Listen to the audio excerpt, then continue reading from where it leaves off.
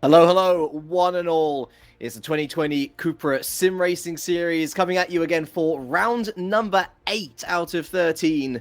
And today we travel to the Shanghai International Circuit, one of the longest tracks on the calendar, 5.4 kilometers, of course, dominated by that massive back straight. And you might be thinking, wait a second, where is Lewis McGlade? Well, unfortunately, Lewis McGlade unable to make it today. We wish him the very best. But my name is James Kirk, and don't worry, there is an ever-present face still in the commentary studio with me. It's Mr. Robert Wiesenmüller. And Rob, welcome.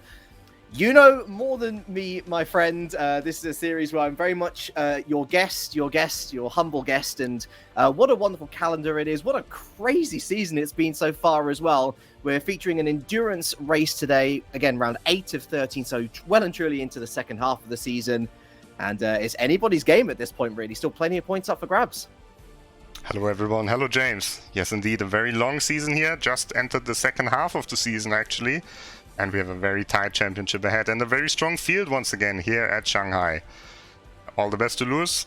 And but I'm also looking forward to commentate with you again, James. It's been a while.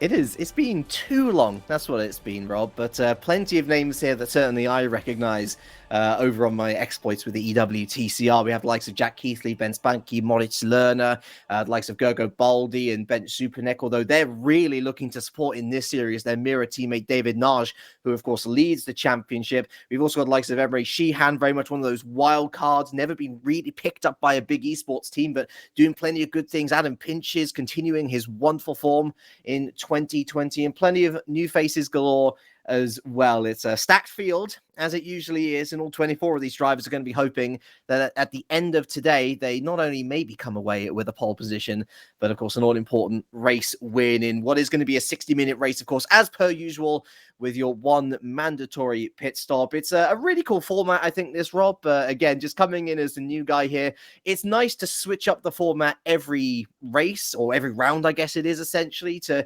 really keep the drivers on their toes. It's not just about being good in qualifying. It really is about taking each weekend as it comes. Yeah, last time, actually, we had 2 sprint races at Brands Hatch, and that was quite interesting too. And even though Lewis is not with us today, he prepared a little highlight video for us, so maybe let's take a look at that.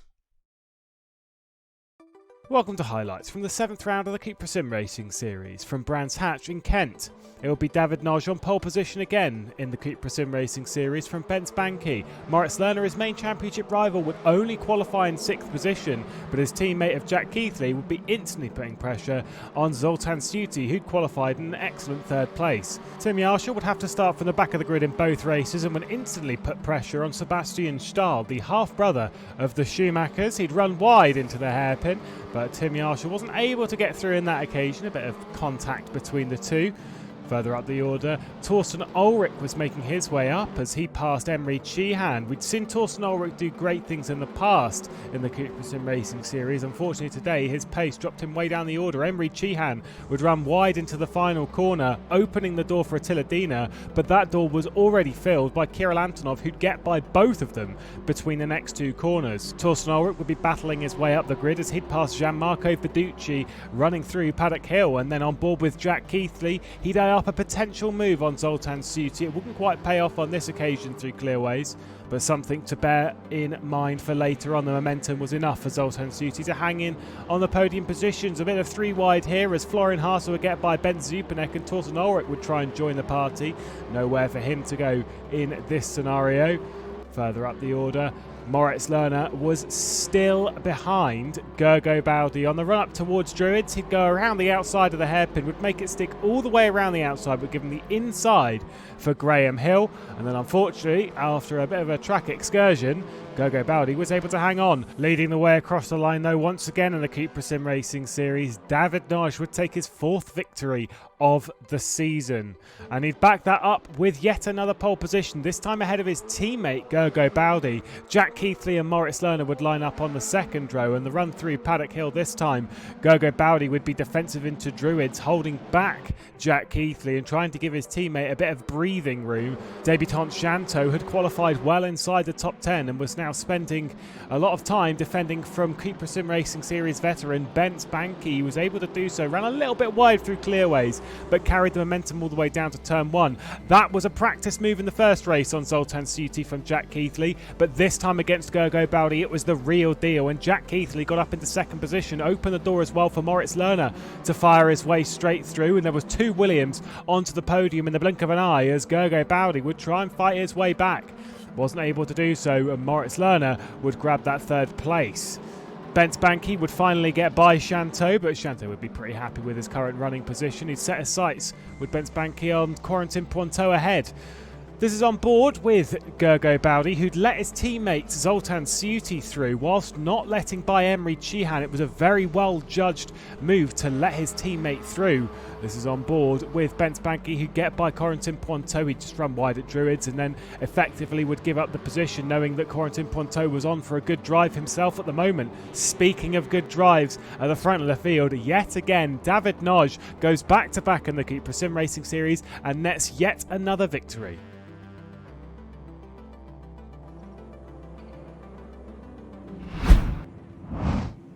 Thanks a lot, Lewis. These were the highlights from Brands Hatch. Now we're back at Shanghai, getting ready for the qualifying session to start. And this car that you see here, the white and green car, now you don't see it anymore, but let's jump back to it. That is David Noj. David Noj absolutely in stellar form. And if we take a look at the championship standings, you will know what I'm talking about. He's leading here, 1,567 points. Point system a bit confusing. But basically you can get 20 points for a pole position and 200 points for a win today. So Lerner could take the lead from him. But still, even with the, it's, you know, not the best result here, Noj is going to keep the lead. But we've got a long race today. And David Noj has not won one of the endurance races yet in the whole season. But the fact that he's doing so well, Rob, I think is justification for being so invested in his progress as a driver. I mean, he was there really right at the beginning of when RaceRoom Racing Experience started hosting, you know, this major esports series, and he was always the guy who was showing flashes of pace here and there, but either lost his nerve or was involved in an incident somewhere. And I think Mirror Esports, you know, they've really transformed him into this contender for wins at the very least. And after he started taking wins, then the question rises of, well, when's he going to start competing for a championship? And lo and behold, here he is. And I think he knows, after watching so many people before him win these various championships that he's taken part in, Rob, you don't necessarily have to win every race. As long as you're staying consistent and consistently at the top, then, well, I'm sure that his teammate Gergo Bowdy will be able to tell him that that wins you championships on its own. So he's doing incredibly well for himself. I'm incredibly happy for him. And maybe he can break his duck today here. Although that said, we know that the ultimate practice leader after the hour or so that they had was Bence Banke over at Red Bull Esports. And so there's still plenty of contenders to worry about, as a lot of the drivers looking to back up on that back straight there. Here is Bence Banke now for Red Bull. Really lost a bit of pace and confidence through 2019, Rob, but is looking to bounce back in the best way possible. And I think, honestly, he's in the best place on track right now. We saw further up the road, all of those cars really essentially making their own traffic jam. Look at them all going into the final corner. Yes, there's 15 minutes on the clock to do a lap, but it is a long lap, so you can understand why they're eager to get their business done. But that's why you leave the pits a little later. Oh, it's Lerner on screen. He won the last 2 endurance races, so definitely a contender here in second place in the championship overall. In a bit of a group, he's giving a draft to his teammate Jack Keithley, who's behind him. Fiduci is the first one out on track. So let's take you on this trip around Shanghai, shall we? Of course, Sector 1.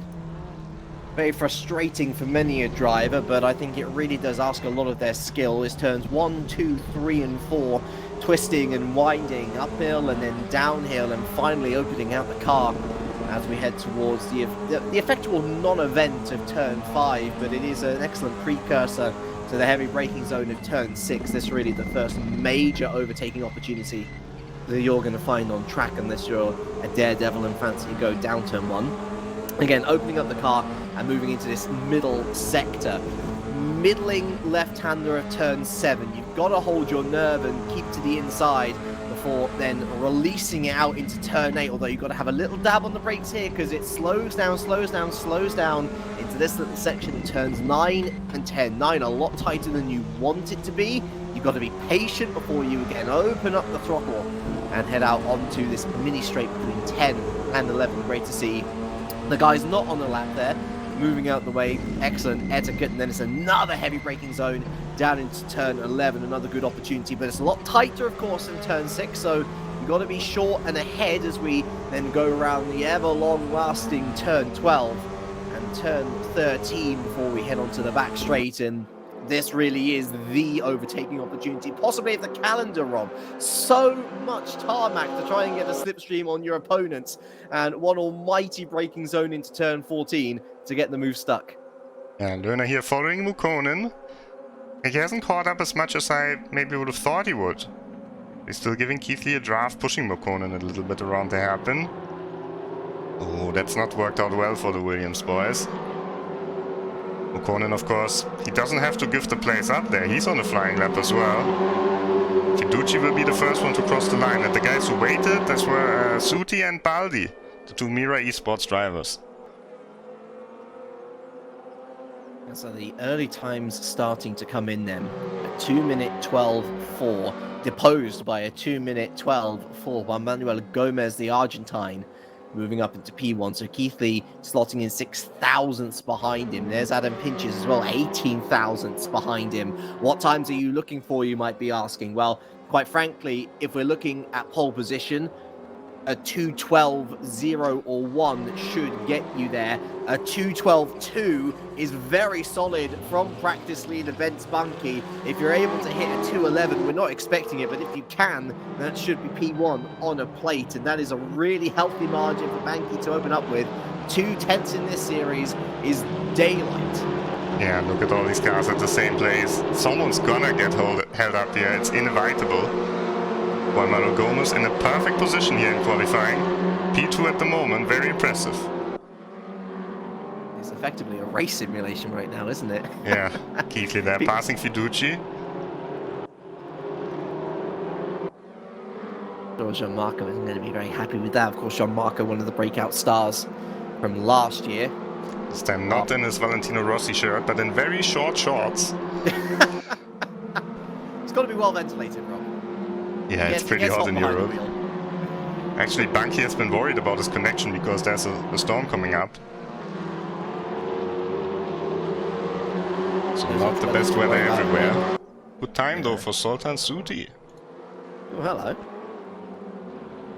It's only 5 thousandths up on Sector 1. And that is the best Sector 1 set currently by Ben Spanky.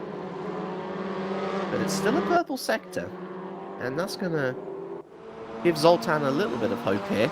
Let's see how much he gains in the slipstream of his teammate.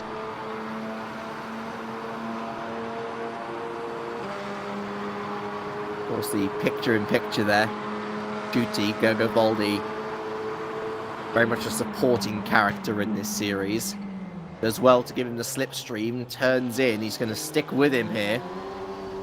Dare I say, might have held Shuti up. Look at that, it's a purple second sector as well. He's going to hope that Baldi staying in front of him isn't going to affect him too much. These are touring cars, so the idea of dirty air is a little less impactful. Zoltan Shuti across the line, and it is good enough for P3, but Rob, I can't help feeling like they were a little bit too gluttonous on the slipstreaming front going into the final sector, where really it doesn't have much effect at all. Yeah, I think Bunky did it perfectly. He had a slipstream from Juhas for sure on the lap before, but then he was ahead of him in the final sector, had clean air, and set the pole position. Of course, Bunky, very skilled driver. As we mentioned before, he was the fastest on the pre-qualifier, as always in the series. I think Gian and Keithley both got one. On every other track, Bunky was the fastest. Here's one of our debutants, Felipe Calderon from Colombia. First driver from Colombia to ever make it into Server 1 on RaceRoom. I was going to say, I don't think I've ever commentated on a Colombian before, which is all very exciting. Again, really emphasizing that RaceRoom is this multinational community. You really can come from anywhere and build up your reputation to eventually make it to the top step. Speaking of reputation, this driver here also built up kind of a reputation, but not sure if it's the one that he wanted. Kirill Antonov has a qualifying ban. This time in the qualifying session here, after scoring 5 incident strikes. And we've got a little graphic for this prepared. Just gonna bring this up on the screen. And we can see the incident strikes. Just for this series, 4 strikes give you a qualifying ban. Yasho solved this one in Brands Hatch last time. 6 strikes give you a race ban. And Antonov, of course, already sitting on 5 strikes. So it doesn't have a lot of leeway in the remaining races. Pinchos has 3, and the drivers that are in front in the championship, Keithley, Bunky, Löhner and Notch, they've got very few. I love this graphic so much. It's effectively showing off who's in the Naughty Boys Club. And to be fair to Kirill, it's double jeopardy as well, because not only is it 1 more incident strike and he's given a race ban in the CUPRA SimRacing Series, but 1 more strike on a RaceRoom racing competition in general, and he's banned for a month. And so it's very much a case of walking a tightrope, and hopefully for his sake he's able to keep it on all 4 wheels on the tarmac and keep his paint from exchanging with other cars, because ultimately that's the worst case scenario. Sorry to interrupt you there, but look at this time from Pinchos up to P2. Yes. That's just impressive. Very good lap time. David Notch only 9th, the championship leader. Staying all the way over to the right side. Up to P8. Well, I mean, you sort of frown, but he's only 3.5 tenths off pole position. And a reminder, this is one of the longest tracks on the calendar. So for the field to still be separated by a second all the way down to P20, again, it speaks volumes of just how much strength in depth there is in the CUPRA SimRacing Series. 4 minutes 20 left on the clock. Your top 3 currently, Bunky, Pinches, and Fiducci. Juan Manuel Gomez less than 200ths off Fiducci, exactly 2 tenths off Bunky's provisional pole time. Can he reach a 0.1 Bunky? It's going to be a tall order. Generally, we have seen that the pole position time across the majority of this series has actually been slower than the fastest time set in practice. So maybe that is the limit found already for Benz Bunky. It's possible, but everyone will get another try in. So Kuvikov here on his try. He doesn't have a teammate, privateer driver. There's Bunky actually in the background. I think Bunky will give Juhasz a slipstream for the last attempt. And so Kuvikov currently in last place. Is he gonna jump Christian Juhasz? Yeah, he does, yes. Up to P21. Antonov, of course, in the pits. Bo Dixon missing from the server. And a reminder, of course, that this is your classic style RaceRoom qualifying, where once you cross that line, it's not a case of you now get the rest of the track to yourself. You're able to complete that lap. Once the timer hits 0, that's your lot. So you have to time it to the timer and not to effectively make it to the line before the end of the timer. It always throws up an extra tactical element that Bent Zupanek knows all about. Very experienced at this point in RaceRoom racing experience, driving for the Hungarian SimRacing Team Mira, and getting involved in all sorts of traffic, as you say, Rob. 5, 6 cars involved there, and he's going to be absolutely furious that he's now going to be stuck behind not just 1 but 3 cars, 4 cars even. Oh, I think Fiducci has just passed him there. He had a very, very bad run.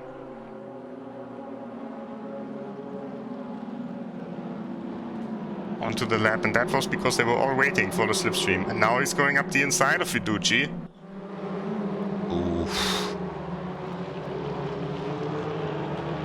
All these drivers with their own liveries as well, something that makes it easier for certainly us to commentate on. Fiduci's going to be annoyed with that. So Yeah, his close to pole qualifying is position. over pretty much. Yeah. And But he's in P3.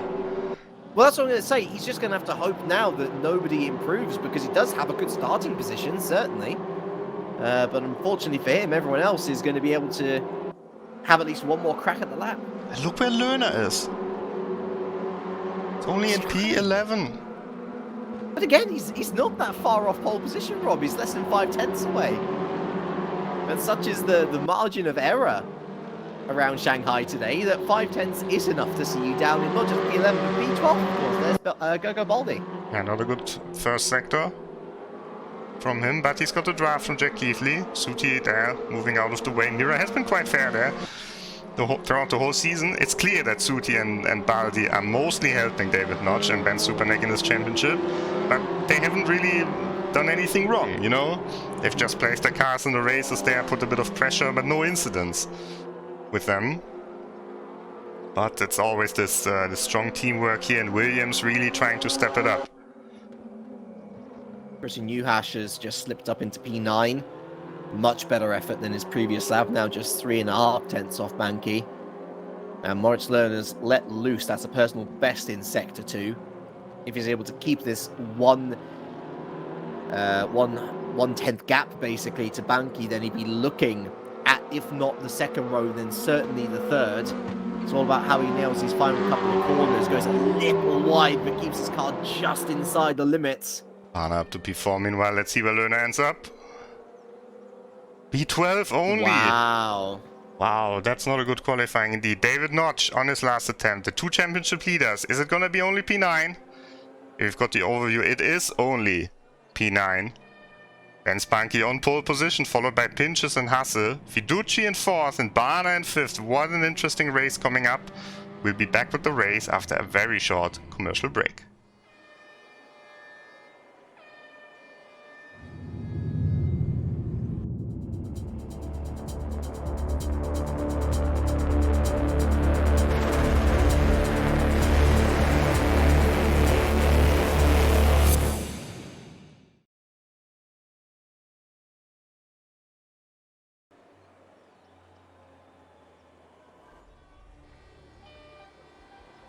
And so another endurance race is upon us here in the CUPRA SimRacing Series, round 8 of 13 at the Shanghai International Circuit. Ben Spanky, your pole sitter. And he's going to be joined on that front row, of course, behind him, Fiduci. I think Florian Hasse. And Florian Hasse. Sorry, Florian Hasse, was very it late in the session. At the end, didn't he? Well, either way, the red lights are on, and when they go green, 60 minutes is going to be up on the clock. They are off and away, and certainly for Ben Spunky, the first order of business is to get that good start. He has done so. He goes out to the outside now, falling into turn 1, and he is going to keep Adam Pinches at bay. Florian Hasse remaining at P3 with Fiduci P4. And it seems like a relatively clean start all around. It's certainly one of the more forgiving beginnings to a race, but now it starts to squeeze up, and that is not a clean start at all. David Nars going to slip through there, as who is that? I think it's Jack Keithley, who has mashed about, and he's been demoted down to P9. A very unlucky situation there, as it very much all just closed in on him, didn't it? Jack Keithley now going to try and launch his way down the inside of 2-3 cars. That's not what you want to do, and there's someone round again. Who's falling down the order this time? I think it was one Manuel Gomez, and, well, two wrongs don't make a right, Rob. And Jack Keithley has seen that phrase used in his direction many a time in his career. Yeah, Keithley just pushed Gomez there, went in too late. But look at the championship contenders here. Notch and Lerner quite far back down the order at the bottom of the top 10. Oh, and that's Gomez there in the black car with the aggression. On Suti, who didn't do anything to him. And at the front of the field, Banky still leading, Pinches in second, and Florian Hasse on the attack, and just as Jack Keithley is. So there's no change at the front, but all still up for grabs in the midfield is Jack Keithley. Now looking to make a move on Christian Newhash. Christian Newhash, who was second to last with 60 seconds left of qualifying, jumped all the way up into the top 10. An excellent qualifying effort from himself. Now got a multi-RaceRoom race winner underneath his rear wing. Ben Spunky, though, looking on the defense for Adam Pinches. Of course, the slipstream's so powerful. No such thing as DRS in the CUPRA SimRacing Series.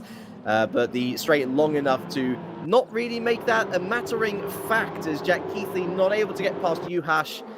Barner still doing a great job up in P5 and actually looking to attack Fiducci. I think that is around the outside of the final corner. No cigar on this occasion, but at the end of lap 1, it is Banky who leads from Pinches, Hassa, Fiducci, Barner, Juhas, Keithley, Lerner, Naj, and Schutte rounding out your top 10. Of course, Juan Manuel Gomez after the fisticuffs with Keithley down in P11. Yeah, Gomez the big loser at the start. And I would say for Bunky, everything went perfectly. His championship rivals are pretty far back. He's got Pinches behind him. And Florian Hasse, both not the most aggressive drivers. And Fiducci on a good run, and Barner, who's a good friend of Bunky. It's a great position here for Ben Spunky. But it's a long race. And a race, of course, that we'll see our mandatory pit stop as per usual.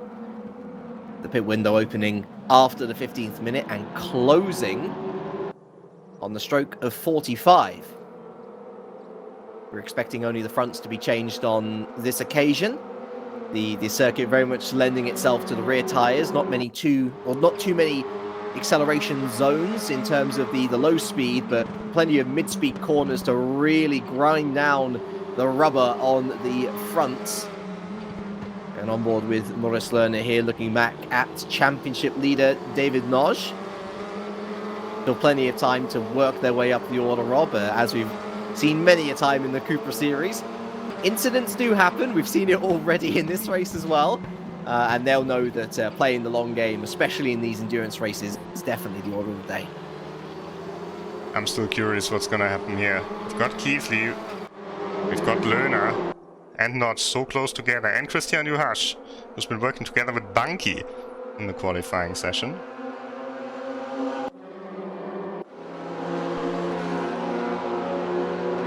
Again, Keithley seemed to pull alongside him, didn't he, on the exit at turn 13, but then I'm presuming that Juhas is running a slightly lower wing.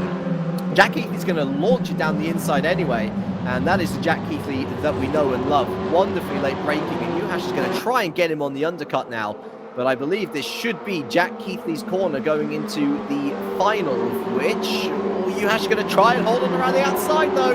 He's going to go outside the track limits to do it, however. And Keithley, well, I was going to say that he had P6 lockdown, Rob. Juhas has other ideas. And Moritz Lerner in, of course, the bronze and dark blue, beautiful CUPRA machine, is going to try and sweep around the outside and get both of them. It's going to be Juhas going wide. Not just going through. Because of that contact, Lerner unsettled, so Keithley is through. No, I apologise, sorry. Keithley not through. He's the one that was unsettled. Juhas is on the inside. Naj sneaks through and takes 2 positions, and Mighty have 3 for the price of 1 once we get down to the hairpin. And it's both his championship rivals there that he overtook. David Notch, what a pass. And now against Juhas. Juhas is defending. Keithley on the inside. Oh, Keithley gets the inside here. Notch is kind of boxed in. He's going to have the inside line for 7, isn't he? And that is the place that you want to be. The optimum racing line is pretty much what Keithley was trying to do. You can see Moritz Lerner there trying to take the outside line as well, but they're just going to have to go through as they were. And I think that Juhas is a little bit lucky there, Rob. He definitely used more than just the racing circuit limits to stay ahead of Keithley. I wouldn't be surprised if he got a slowdown penalty as well.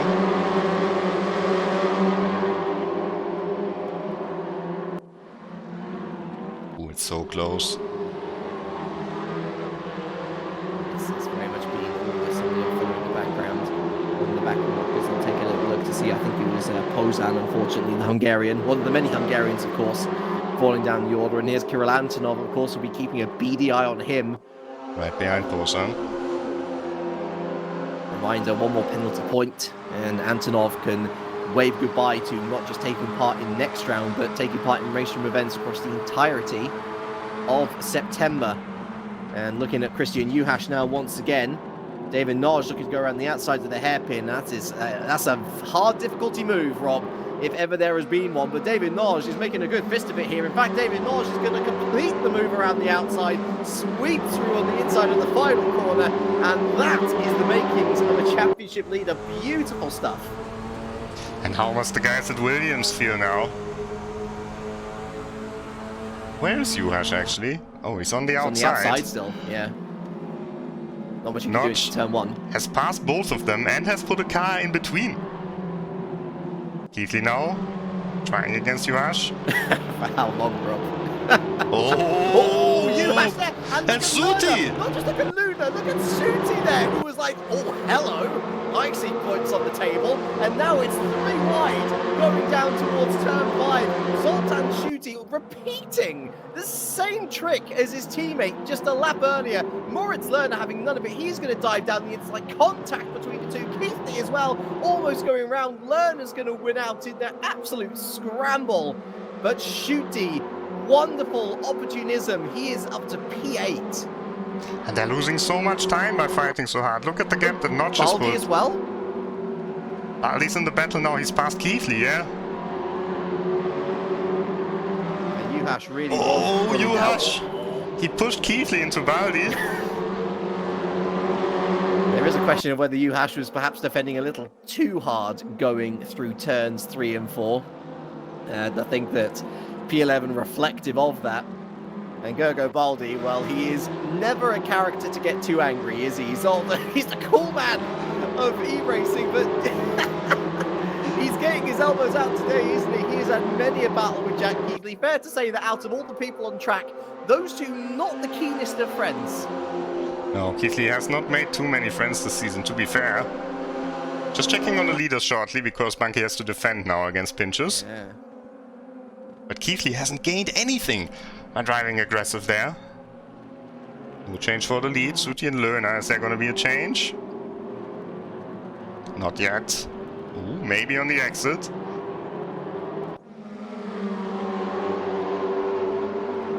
On this occasion.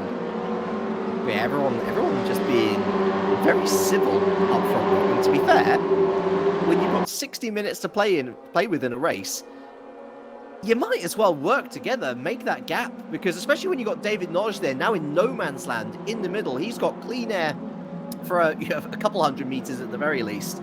He could start to work his way back up to P6, and right now, that train of the top 5, including Banki, including Fiducci, they're going to want to gain as many points here, while Noj is still in a middling position. I mean, to be fair, he is still scoring plenty of points in P6, but obviously his damage limitation for all of his championship contenders around him.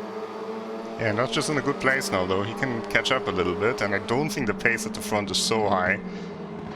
Well, it's still pretty high, but I wouldn't be surprised if he can go a little bit faster than them. Let's just say it's not necessarily uncatchable. Yeah, especially with Fiducci, we've seen that he runs into trouble as the race progresses, and tire wear should be pretty high here. Meanwhile, gapping Suti a bit. If memory serves me correctly, Rob, Fiducci not exactly best with the tyres either. Yeah, he hasn't won a race yet, and he's been close. He's been on pole at the Nürburgring, very good in qualifying, also in a good place in the standings. But he's just, he doesn't have this consistency throughout the race stint, and on one of these longer races, it hurts him even more. Now we will see Zoltan Suti there doing what he does best.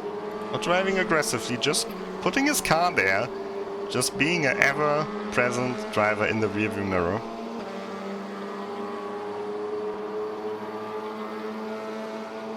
A car which you can very much say has the literal red mist descending. It's burning with an aura that says, hey, I'm going to overtake you. Moritz Lerner goes to the center of the track. Yeah, now he loses time because he has to defend. So Suti has already done his job. He's done nothing wrong. Just a bit of contact there, but that's not really anyone's fault. He's done nothing wrong. He's just putting Lerner under pressure, and it means that Notch can drive away from Lerner. That's got to be so frustrating, but at the same time, Rob, if he doesn't have the pace, he doesn't have the pace, and right now Zoltan Schuti is the one really taking charge in this group. I mean, you can see there on that last picture, it goes all the way back to P14, P15. But going back up to the front now, it appears that Martin Barner has decided to take events into his own hands as well. He's gotten a little bit impatient and is maybe looking to relieve Fiducci of his P4. Because he knows, he can see the timing, he sees who is in P6. It's the guy who's leading the championship. The one of the fastest drivers on the grid. And you can also see the guy in P7 is the guy who's second in the championship, who always wins on the endurance races. So he's gonna say, get your move on there. Let's not waste time if we want to have a chance here at finishing top 5 in this race. Another one of the wild cards, which is strange to say, considering that we've known him to be such a consistent driver as Rob. But Florian Hasser, of course, not really had the best 2020. But we know that certainly from 2019, when he is in form, he's a threat to anyone in a race. And it's nice to see him on form here as well. Maybe not necessarily looking to press the issue too much in these early stages, but he's still within a second of the leader, so he's clearly doing something right. And the strategy now will be very interesting with the pit stops. Hasser is a driver that we know often goes a little bit late into the pits. We've seen it from Bunky as well. And, oh, Bunky's defending, actually. And on this track, normally an early pit stop is a bit better, because you have the fresh tires early on, you're not stuck in traffic. But on this track, slipstream is so crucial, and also tire wear is really high. So maybe it makes sense to go into the pits around the middle, around the halfway point. Oh, Lerner there. Oh, shooty. We can see the red CUPRA diving to the inside, and there is going to be no way through on that apex for Moritz Lerner. Shooty placed his car beautifully, but I think he's overjudged the corner. Yeah, you can see Jack Heathley there sniffing his nose around, but I think Zoltan Shooty should have the corner again. Moritz Lerner trying to turn in. There was no corner to take. And although Shooty goes a little bit wide on exit, that is going to be P7 his.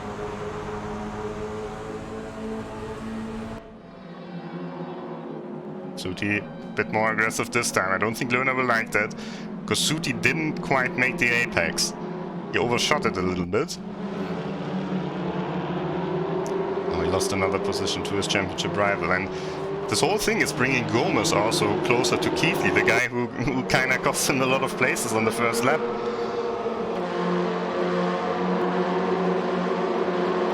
He himself has been overtaken in the meantime by Gogo Baldy, still hanging around in 10th. Duty defensive. Good run from Lerner. Yeah, that's a good exit, mind. And into turn 7. You've got to be really alongside to sweep around the outside, and you know what? Moritz Lerner's going to give it a good go. Around the outside, and that is a wonderful bit of driving from Moritz Lerner. Shooty's going to try and hold on around the outside of turn 8, but there is no going through there. That is excellent racecraft from the German. Was patient, didn't lose his cool, and has been rewarded handsomely. And now Keithley will attack Shooty, because that might give his teammate a chance to run away. He finally starts his pursuit of the cars ahead of him. We can see Keithley on the inside, classic Keithley. Oh, pushes Shooty a bit, but enough room for Shooty there. Keithley turns in, goes to the inside immediately. They're gonna make contact again here. Pit window open. Oh, and they were going door to door on the straight as well. I was half expecting Keithley's car to veer off to the side. Through, shall we say, some Keithley optimism, he's up into P8. I'm sure that Shooty will be pretty aggrieved with how he got there, and is he going to go for the response? He's forced to stay behind Keithley, who himself is going for a move maybe on Lerner. No. And all 4 of those cars really behind as well, so Baldy and Juhasz involved, and a flash of the lights from Shooty. He is not very happy indeed. And he certainly won't be happy seeing that Juhasz is going through as well, and I think that is such a smart play from Gergo Baldy. He sees this battle that he's in. He's like, I'm going to gain so much more time just by pitting now, getting this out the way, with the field still so close together. Rob, of course, the entire field still separated by less than 20 seconds. Baldy is going to be in so much free air, and that's going to allow him to just keep the tyres nice and clean. Almost there. Ran into the side of Shooty. Shooty's really getting beaten up now. An interesting call by Baldy. Let's see if it works out. Very early. Pretty much the first opportunity that he can go into the pits. But again, I don't blame him. As long as he can keep his tyres in check for the last 40 minutes of this race, then he's going to be in a great position, I think. Because right now, everyone from 7th down to 12th are battling so hard that they're just losing time hand over fist. Yeah, Dina actually just passed Werle there in the background. Nice move by the young German, who's now a privateer entry. Not part of the T3 esports team anymore.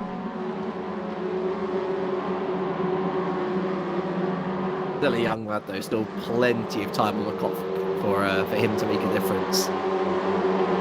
Very much him and Yarshil, the next generation of German sim racer coming through that we are expecting big things from. Yarshil, his development, I think, a little bit stinted recently, Rob, especially with his race record being a little tarnished with his race craft or lack thereof in some occasions. But Attiladine has been quietly, just going about his work and stringing together some nice results for himself. Yeah, he's certainly been improving a lot. Antonov, another driver who's very young, who's not 18 yet. But yeah, they've still got something to learn, but they also got plenty of time to learn it. So definitely haven't given up hope on them. Let's see with Bunky and Pinches, they're very close to each other. Is someone gonna go into the pits? No. Obana is losing them. Yeah, maybe just going a little bit too aggressive, a little too early, perhaps. Because now he is really at threat at falling back into the clutches of David Nage. Speaking of David Nage and Maurice Lerner, they've shared all victories in the past 5 rounds. The other 3 race winners of this season, of course, Keithley, Bunky, and Pinches. And so Ben's looking for that all-elusive second win of the season to reignite his campaign.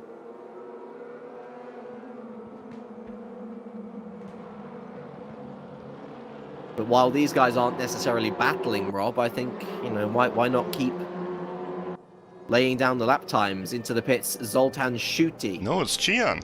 Oh, sorry, I thought Sheehan, it was Stuti as well for a moment, but it is Cihan, who's been very anonymous in this race. Calderon there in the background as well, and there's Garibaldi, he's past him. And our debutant Calderon also joining them in the pits. Yeah, we've got another debutant here that we haven't shown yet, Mihai Nek. You maybe know him from the IDR competition. The Romanian, also driving for Absolute Motorsport Racing Team. Teammate of Fiduci, and we've got the ever-present Italian battle, Absolute versus Ballas. Ballas Racing Team represented by Ferenc Nemes, who's running in P20. Unfortunately for him, plumb last of the runners who have yet to pit, which unfortunately but Calderon usually is means... out. As Calderon, unfortunately, is out for whatever reason, and that is an early end for the Colombian's first drive in the CUPRA SimRacing Series. We certainly hope to see him back. And I'm sure that Ben Spanky would certainly like to see the back of Adam Pinch's his challenge, at least on the lead. Rather conversely, of course, Adam Pinches would like to see, or would not like to see, the back of Ben Spanky, because that's pretty much been all he's been staring at for the past 20 minutes, Rob. And the patience of a saint on this one. I'm surprised that there's not been as much drama so far. Someone went into the pits. It's not Gomez, so I'm not sure who it is. It is Suti.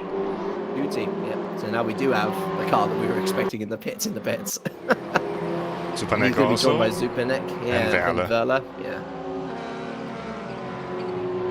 So let's see where Schutte comes out in comparison to Gergo Baldi. Because this is the first car that, we're thinking maybe Gergo Baldi can jump him. There's only a couple of laps difference between the two as well, so it's not entirely like Gergo Baldi is going to have much worse tyre wear. The tyres still working their way in by this point. We're on the final corner, and where is Schutte? Schutte now leaving his box, I believe. No, that was Zupanek first, so Schutte now leaving his box. And Gergo Baldi's going to have a very good idea of where he is in the pecking order once we come into turn 1. Love this. It's almost like a big reveal, and he is ahead of Zoltan Schutte. That puts him firmly, Rob, in 7th position as things stand. Cihan is almost going to get past Zupanek here, but it's not working quite. But I think Cihan gained some time here in the pits.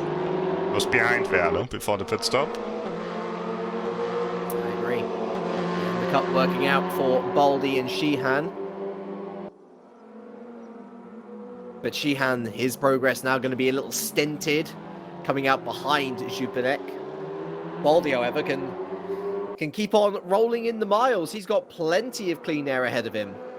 And like I say, he'll be hoping that Moritz Lerner is going to be coming out the pits behind him also.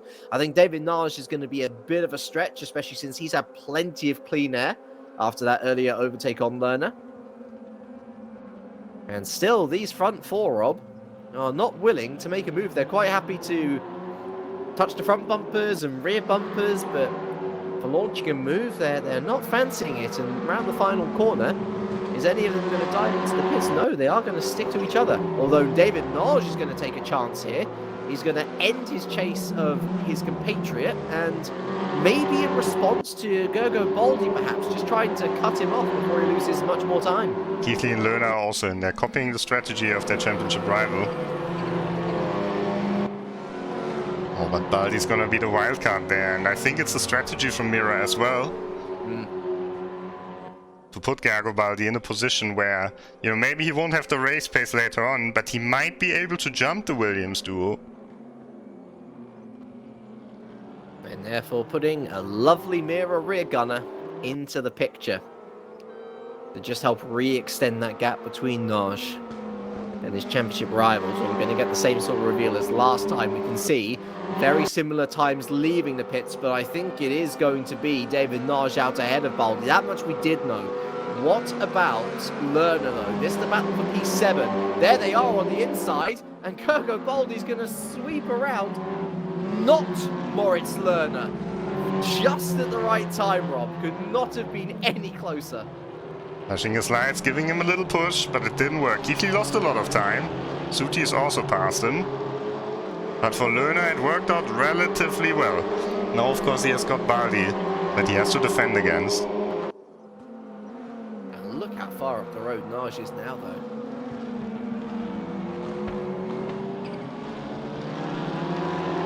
So, although this is the battle for 16th, effectively, still the Lions' share of drivers yet to make their pit stop as we approach the halfway mark. Felipe Calderon, the Colombian, the only retirement from this race thus far.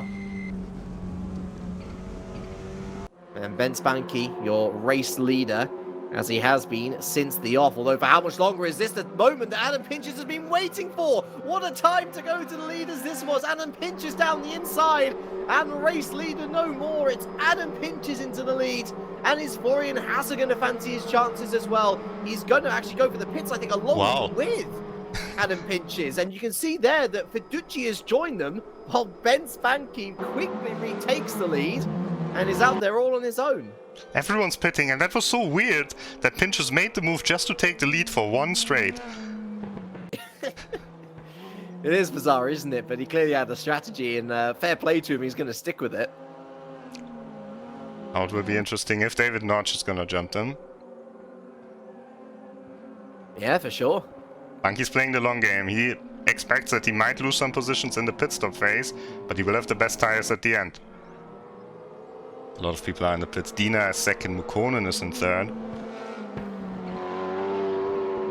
That all relative, of course. You can see there the conglomerate of cars. Ducci's moving again. Actually, So do it the other way around this time. Oh, it's going to be not so close, actually. Not so close at all. Pinches, Hasser, Fiducci, all out, but look at that. Nage has jumped Martin Barner. Yeah, and he's right in the mix. He's right in the group. Yeah. I think Bunky's going to pit this lap. Drive through for Posa and speeding in the pit lane. Non-element in the upper 10, so we're not going to worry about that too much. A shame to see, however. And with the tyres well and truly worn in, David Nage is going to feel pretty feisty here, you'd imagine. Maybe not on course for a race win necessarily. Not for the short term anyway, but for the long term, he needs to really get past these cars now. Because as you already mentioned, Rob, we know that Banky's going to be leaving it a little bit later, going to have the best tyres at the end. And so Nage really needs to get himself past these three if he's going to want to have any hope of winning his first endurance race of the season.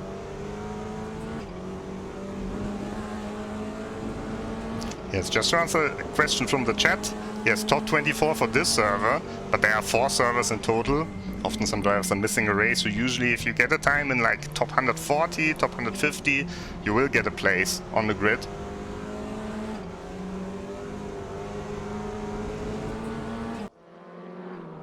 he's coming in. I wonder whether he was caught out, Rob. Dina's We were in. questioning. Antonov is in as well. So Willkommen gets his first lead lap. Actually doesn't, because Bunky's pit box is after the line. He gets to effectively lead a lap. But yeah, I'm curious whether he was caught out, Rob. We were talking earlier about why did Pinches overtake Banky just for one mini straight before pitting. Well, that completely offset Banky because he couldn't dictate the pace, therefore he has now had to respond to what the others are doing. Bunky's moving again, but I think he might lose the position to Pinches. Let's see how it looks on board from Pinches. Oh, he's well clear, isn't he? What about Hassa? Well, Hassa's through as well. And Naj is through as well. Banky has lost the lead of the race. Not just that. He is down into net P5. And I was saying that David Naj, he had to get past these cars to maybe usurp the lead and to, you know, take that away from Banky, make him work for it. Well, that early pit stop of Banky pitting so early has, I almost think he's shot himself in the foot there, Rob. I'm surprised that he didn't just wait it out. Didn't work out at all for Bunky, at least. Only hope he has is he's got the best tires out of all of these cars now for the remainder of the race. Is that really worth it, though, when you're coming out in so much traffic? I mean, he's going to have to use up those tires to re-overtake everyone. Yeah, that's true, but you can pass here with the slipstream. But it's bad for him. David Notch, of course, he's gonna just extend his gap, and it's even worse for Löhner because Notch lost 2 positions, gained 2 positions, of course. Bunky and Bana in the pit lane. He's gonna lose more points, but look at Adam Pinches and look at his lead over Florian Hasse. It's certainly the biggest gap between P1 and P2 that we've seen all race, that much is certain. What Adam Pinches is going to be really hoping for now is that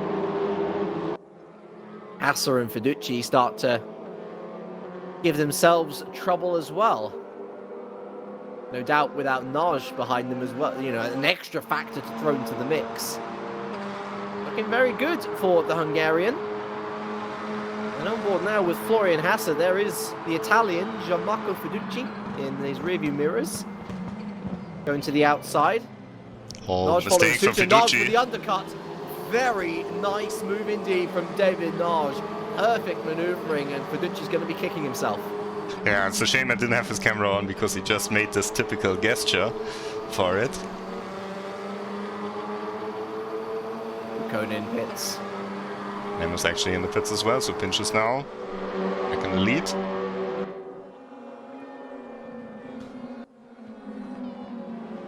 So the pit stop phase has been completed. Ooh, contact there between Fiducci and Banky behind. And Fiducci looking a little bit out of sorts here. Is Banky going to push his way through? But the nature of this first sector is that you might be on the outside one corner, but you'll soon be on the inside to retake the position. Oh, was that really good timing from Banky to attempt the move here? I don't know, because look at Hasse and Notch. They're driving away from Fiducci, who has to defend now. And still no way through for Banky. The same problem that we've seen time and time again, Rob. He's overheating those tyres, and anyone stuck behind him going to be at a massive disadvantage. He opens the door, though, for Banky, who again doesn't slip through. It's costing both of them time. I think Banky has to be decisive. He has to just risk it. One attempt, and he has to go through. But like this, it's not helping anyone. It's only helping Notch, really. We both know Banky as well, though, Rob. That's not his natural driving style. He's a very calculated driver. He'll only go for the move unless it's absolutely necessary. Of course, he's an ex-WTCR champion himself. Ben Spunky won that through consistency. Yeah, second last year in the championship here. Only lost out to Alexander Dorneden. Yeah. But, you know, he's got good form, and he knows the consistency works for him. But one moment of madness from another driver is not something that you can hinge your championship and win hopes on.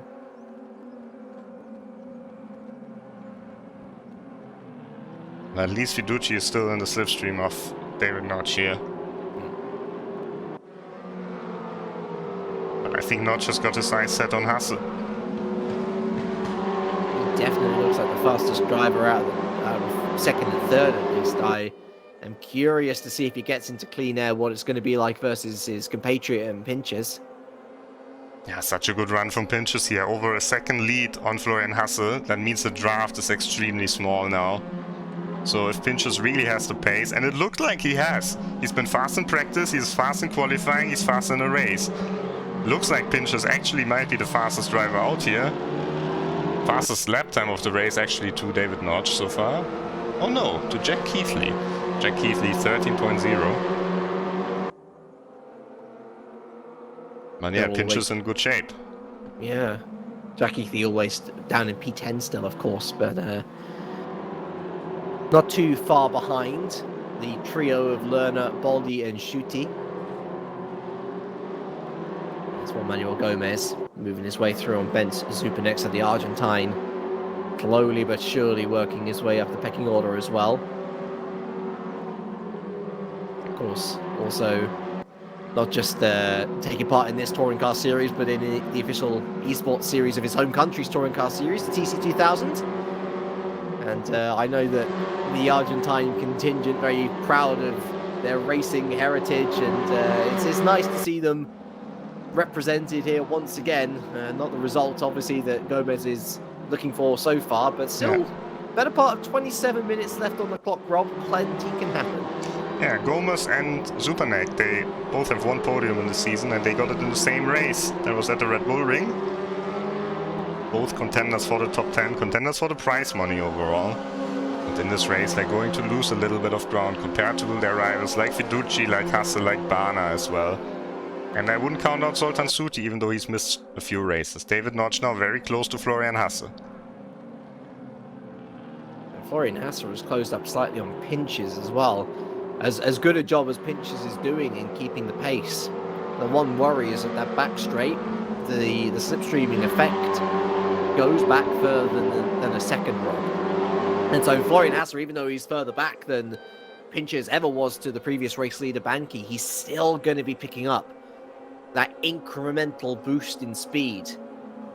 And of course Naj is going to be the best effective out of all of them. He's got two cars cutting through the air for him, and he's nestled right behind the second now. And what a stunning race it is from David Notch. Yeah. Considering where he started, how he passed both Williams, how he passed Banki and Bana through the strategy. Then he passed Fiducci on track after he made just a small mistake. And he might win the race. He's in contention of winning the race, and this big rival Lerner certainly isn't. His one concern, Rob, is that he was the first to pit. And so the question of when does he start saving tyres comes into question about now, because he could try and go all out. He could try and go for the race win. Don't have Moritz Lerner here, unfortunately. That is Gianmarco Fiducci, so let's find Moritz Lerner. Is he still on our camera feed?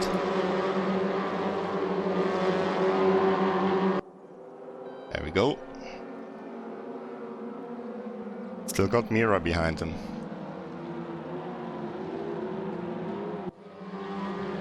Not looking particularly too fast, not looking particularly too slow. 7, middle of the road.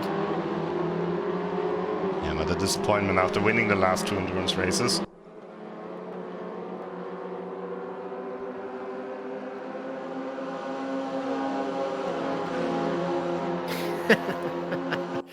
He's absolutely enthused by this race, Rob. Totally not bored in any way. It's not like he's got nothing to do. To be fair, he does have the 2 mirror cars behind him.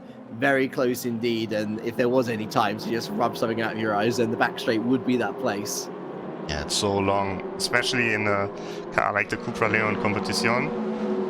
These cars are not exactly built for straight line speed. Many touring car races are on shorter tracks, so this is really an unusual track here. Anything above the 2-minute mark is going to be an unusual track for a touring car, Rob. Yeah, we still have Spa and Macau on the calendar, which are going to be even a bit longer. And Adam Pinches at the front. He's losing time compared to Florian Hasse. Yeah, it looks like rather than trailblazing, feet are getting a little bit stuck in the mud. And behind Naj and Hassa, you can see there Fiducci, Banki and Barner. It was a top 5. Naj is really... That strategy has just completely thrown up this race for the taking. And it really is any one of these 6 who are going to be in with the best shot now. I could imagine that Lerner might close up. It depends how hard... Ducci's done the depends how hard fastest Baldy time. and Shooty attack, isn't it? Because if Baldy and Shooty attack Lerner, he's going to be out of the running. Fastest lap time for Gianmarco Fiducci. Only driver to break into the 12s in the race. Of course, fuel is active, tire wear is active, so that, you know, that time after the pit stop when you got new fronts and a slightly lighter car, that's the perfect time to set a fast lap time. And look at Fiducci, he's kind of dropping Banki.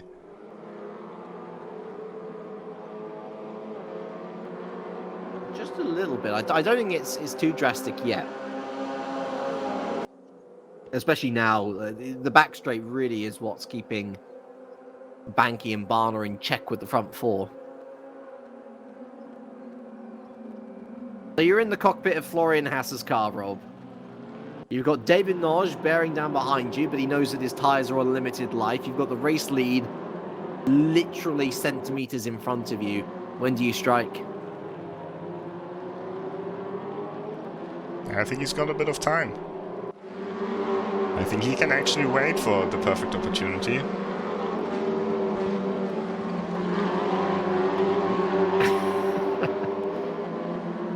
The battle here between Verla and Sheehan.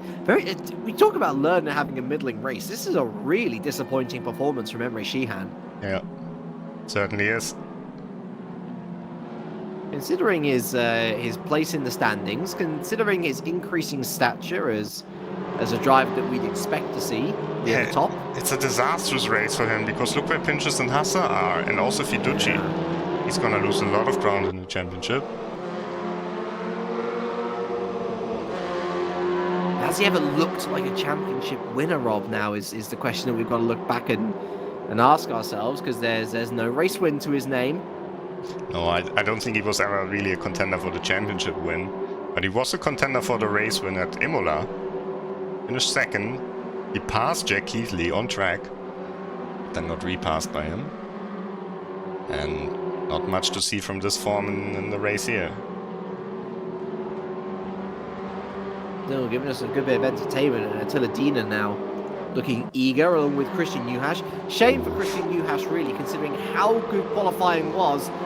Sheehan's going to take that one all day long. He's up into P13. Unlucky for some. Oh, and you can be sure there will be a report in the steward's inbox after the race from Werle. Not a clean pass from Sheehan necessarily. Werle trying to fight back. I'm not gonna do it now. Let's check with the leaders as we're on the straight again. Seems like Pinches has pulled a little bit of a gap over the course of this rotation of the Shanghai International Circuit, but when does Florian Hassa strike? Is it now? You can see breaking into the zone that Hassa was potentially interested. But I do get the impression that the only way that he's going to outbrake Adam Pinches, Rob, is if he really does just let off the brake pedal for a little bit, almost to block off the apex, but then you're opening the door to David Naj as well. It seems like the move that I'm expecting to come at some point in the next 90 minutes is going to be very high risk. And given Florian Hassa's history, I fear that he's going to take that risk. I mean, especially with how far back in the championship is, he really has nothing to lose at this point. Yeah, and Pinches is a direct rival of him in the fight for P5 in the championship. And rather conversely, David Naj has everything to lose. So even though he's been taking risks in this race. He's been making risky moves, at least compared to the Williams when he was fighting with Keithley and Lerner there. I don't know. I think he's taken opportunities when they've presented themselves, Rob. I wouldn't necessarily call anything that he's done. In fact, I'd say the biggest risk that he took was pitting so early. And that might yet still come back to bite him. Oh, Fiducci. Fiducci on the inside. Not quite enough of an overlap. Fiducci is looking much better than in all of the other races when it comes to the race pace. Yeah. I'm just thinking maybe that early... Maybe it was a red herring. I was thinking that he was overheating the tyres by battling so hard, but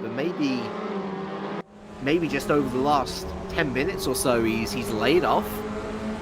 He's been conserving those tyres, and now at the right time, I mean, the car in front of him is the one that theoretically should have the worst tyres at the end of the race, Rob. So maybe he has played this pretty well. He's you know, trying to gear himself up for this and you know, getting himself into the right mindset. It has been a long-term strategy from Fiducci, but certainly a podium not out of the question. It's right there in front of him, of course. Yeah. But it's how long is he willing to wait? How long is he willing to bide his time before he pulls the trigger on this? Yeah, I think for him he shouldn't wait much longer. Because now Pinch's got a small gap again. Notch and Hasse, they're gonna start fighting, and as soon as one of them is off the line, I think Fiducci should strike here. Fiducci can be quite aggressive in the race. He's not like on Keithley or Antonov levels of aggression, but he can get his elbows out if necessary. He might need to with Banky bearing down on him. Look at it, just you know, rode up to the back of that rear bumper without too much hassle whatsoever. And Martin Barner still touching brief. He's 6 now, 3.5 seconds clear of Lerner in P7, so I think we can rule him out of this equation. Yeah, once again, mirror in the mirror for Moritz Lerner.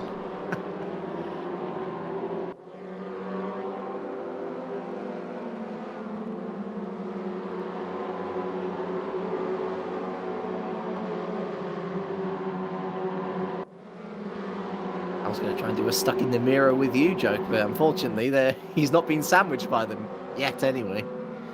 Everyone going side by side further back. Antonov versus Juhasz. In the foreground was Werle, Dina and Chihan. They're still fighting. Look at this. Excellent fight. And Christian Juhasz has been rather unceremoniously dropped from this situation. Battling away with Kirill Antonov. Got Mukinin in there as well. A couple of trios. And of course, so many points on offer, Rob, that really, although every position does count, as long as you do finish, you're going to be picking up a haul. Antonov hasn't made any progress in this race. No. Have to go to the leaders. It's close now. Hello. Oh, is this it for Florian Hasse? This is as close as he's looked. He's going down the inside. And that is the lead of the race. But is the undercut going to come through from Adam Pinches? Successfully? Maybe. Definitely, yes. That is great work from Pinches to deny Hasse the lead. Once again, Hasse slightly overshot the corner. Pinches turned in, bumped into Hasse. I would say it's fair play. But it's heating up a bit here, and Notch certainly is still in contention for the race win, despite having worse tires than everyone else here. He looks hungry. They all do. David Nagy, we've seen him take the opportunities previously. Will any more come his way? Well, he's going to try and force the issue now with Florian Hasse, though the inside of the curbing comes nicely to the German. Just going to float to the outside to cover the line of Nagy, and this will be a breath of fresh air for Adam Pinches, who's allowed to scurry away. Fiducci has to be watching out now. He has to make a move now when Notch is on the outside. Not just smart here, still getting a good run.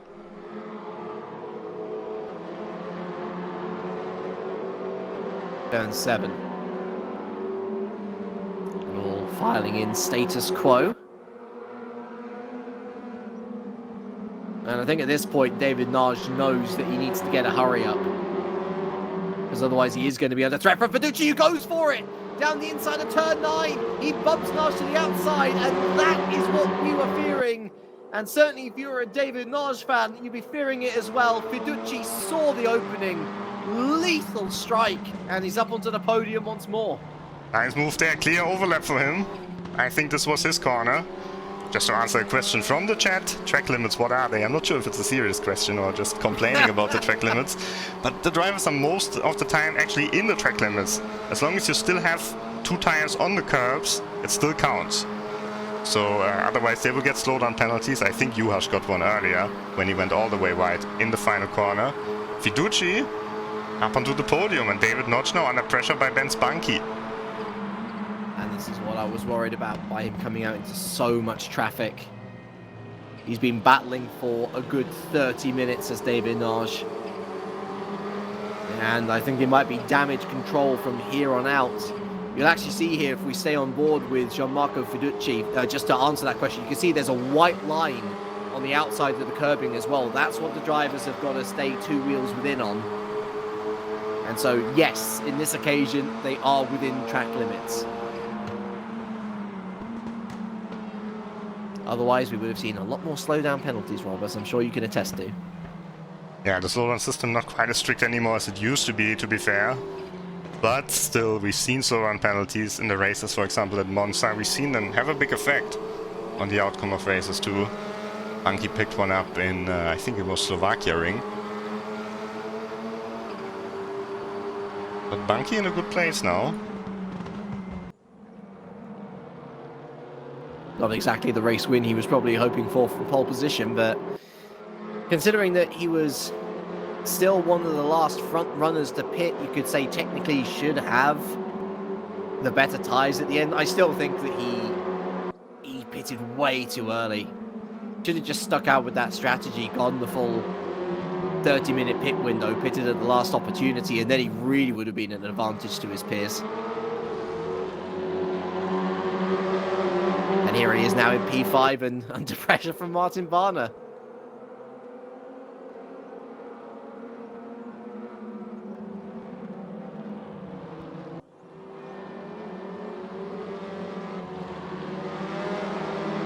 So 49 minutes gone, 11 left on the clock. It's crunch time. And our race winner to be decided very shortly. Florian Hasse looking to get out of the slipstream this time. Maybe looking for a bit of clean air, and one of Moritz Lerner. Will there be any last twist in the tail that could go his way? Ben Spunky eyeing up David Naj, who again, middle of the road. That's the defensive line that you want to take. Ben Spunky going to try and force his way around the outside, but unfortunately without a serious overlap, there's no hope there.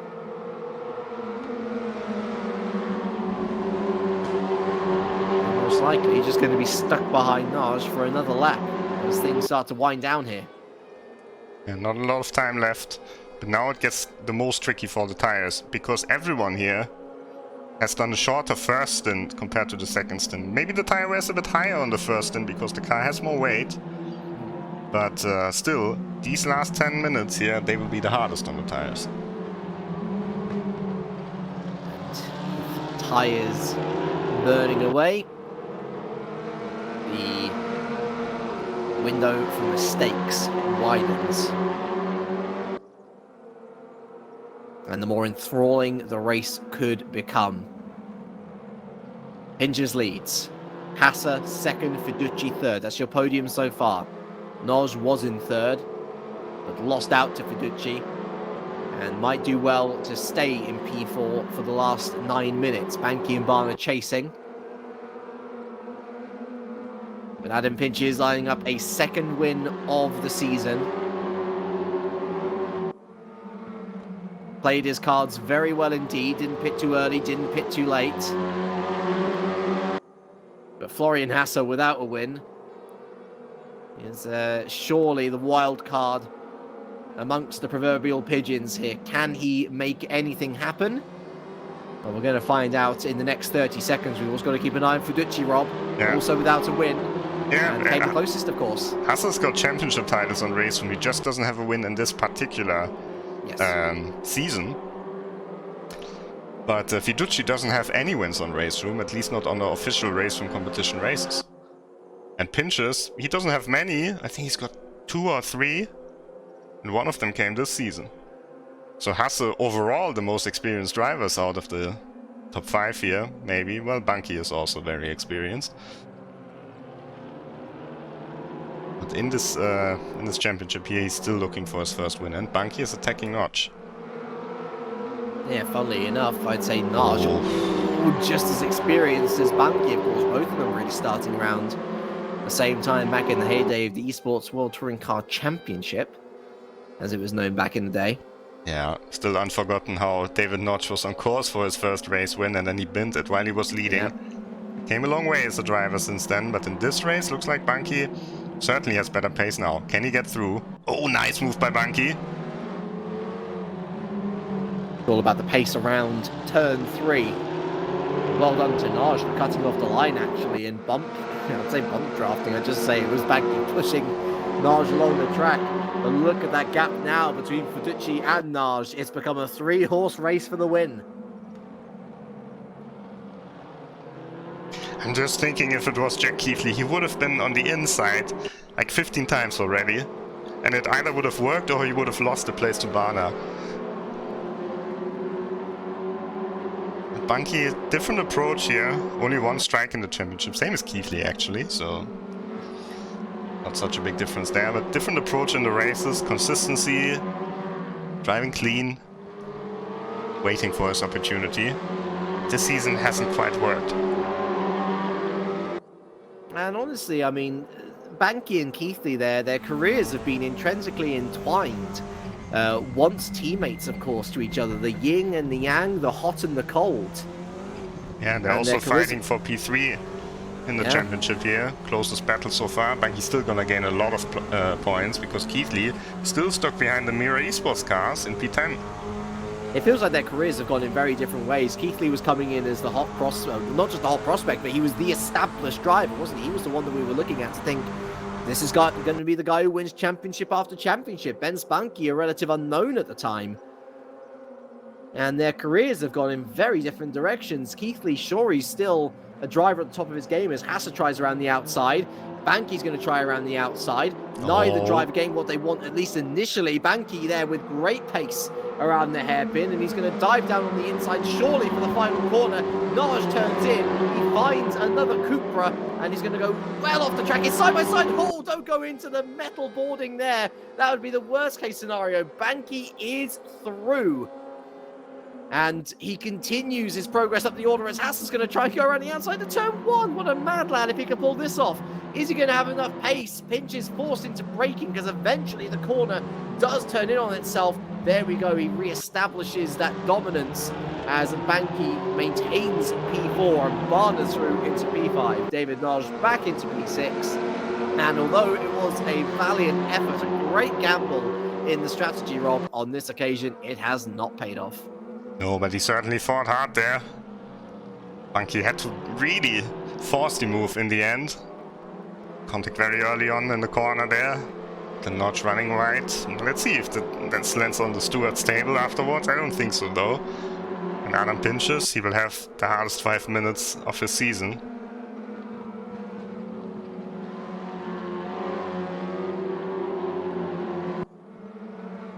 Is it me? Or does Fiducci like he's got the most in the tank in terms of race pace? Yeah, it looks like it. And he's taking wider lines, isn't he? He's sort of vying for the opportunity. If I was Gianmarco in this situation, I'd be thinking, Hasser's going to bite the bullet at one point, right? He's going to go for it. So it's about when does Florian Hasser go for it, and can I sneak in to take both cars at the same time? But his chances of the win are really dependent on Hasser. I think if Hasser doesn't make a move, Fiducci can't win. Ironic how he needs another driver to try and go for the win, to win. But that's how racing is sometimes. I don't think he will attack Hasser. Doesn't make sense to him. Oh, he's going for it a bit though. You see that Hasser was losing a bit of time to pinches on that lap overall contact between the two, as Naj is going back down the inside of Martin Barner and actually retakes P5, although I don't think that's going to be much long-lived, because, Martin Barner's just got the undercut. I was just going to try and force the issue, though. But, yeah, this is out of the track limits there. Let's see if he gets a little slowdown there. Maybe if it's like 0.1 seconds, sometimes this goes away in the time that you have to get to give the time back. But it's a risky thing to run on the outside there. Order comes naturally with the braking zone as things stand. They come out as they went in. And speaking of going in, there he is once again, Jack Keithley, reigniting the rivalry with Gogo Baldy, who's quite happy to return the favour. Keithley through to P9, Baldy down to P10. What would you do if you were Fiduci? Would you go for a move on Hasse or would you wait? I mean, at this point, you don't want to get points on your license, do you? And I think that his best chance was Hasse attacking Pinches, but it looks like Pinches has been able to just ever so slightly, and he's done this on the odd lap, hasn't he, where he's just been able to reel back a bit of time in his favour. And unless Hasse makes a mistake, then I don't think Fiduci's going to be making his way through. Fiduci is costing Hasse time here, and I think I don't really understand his strategy yet. Of course, he drove a brilliant race. Not going to take anything away from him. But I thought maybe it would make more sense if he just stays behind Hasse until the very last lap. Then he can attack him. But now he's moving to the outside. He's forcing Hasse to defend, basically. And that means that Pinches can get away at the front. He's getting antsy though, isn't he? Because you can see that Hasse's not making the move. And so inside your head with all the adrenaline running, it's, well, I got to make the move. Otherwise, I'm not going to win. If he's going to win, Rob, he needs to overtake Hasse at this corner. It's as simple as that. I think if he's going to win, he would need Hasse to overtake Pinches, but this is not going to happen here. Fiduci, much more likely to get Hasse, but not this time around. And it's final lap time. The counter does not lie. Martin Barner maintains P5 ahead of David Nosh. And really, from here on out, it is Pinches' to lose. Hasse mounted a challenge, but it's fallen away. And I fear that Fiduci's hopes are going to be falling away with him.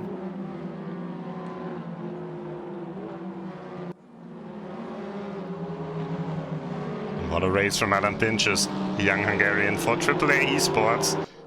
About to take his second win of the season. It's a renaissance of form. For Adam Pinches, a bit of a journeyman in the esports arena, landed now at AAA. And since going to AAA, you'd say that he's almost been unleashed. Yeah.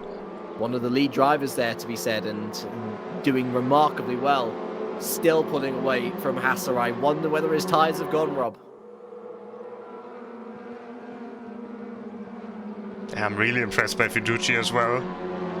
He really sorted out his issues with the tire wear. Been a strong contender. Now for sure he will attack Hasse in the final corner. Got nothing to lose, except maybe a few points, but got a good gap to Bunky. I'm pretty sure he will try it. And Pinches, I think the gap might just be enough for Pinches. I think it might be too, especially with Fiduci pressing for P2. Looking further back, Lerner still P7 with shooting 8th. Keithley, of course, got past Baldy. We saw that battle. Juan Manuel Gomez unable to build upon the progress that we saw early race. Really, that contact at the very beginning with Jack Keithley proving costly.